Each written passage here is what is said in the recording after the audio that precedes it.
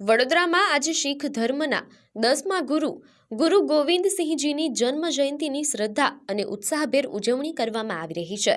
આ પ્રસંગે છાણી ગુરુદ્વારાથી એક અત્યંત ભવ્ય શોભાયાત્રા એટલે કે નગર કીર્તનનું આયોજન કરવામાં આવ્યું હતું। આ યાત્રામાં શીખ સમુદાયના લોકો મોટી સંખ્યામાં પરંપરાગત વેશભૂષામાં જોડાયા હતા।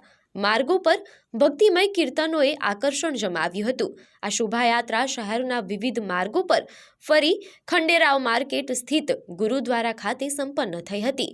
ઉલ્લેખનીય છે કે તાજેતરમાં જ મુખ્યમંત્રી ભૂપેન્દ્ર પટેલે પણ આ ઐતિહાસિક ગુરુદ્વારાની મુલાકાત લઈ આશીર્વાદ મેળવ્યા હતા। गुरुपुरब दी लाख लाख बधाइयां थानू बहुत बहुत मुबारक गुरु गोबिंद सिंह गुरुपुरब दी छाणी गुरुद्वारा से लेके नानकवाड़ी गुरुद्वारा नगर कीर्तन जाएगा और सब संगत नानकवाड़ी जाके रुकन दिया उत्थे जाके प्रोग्राम खत्म होगा।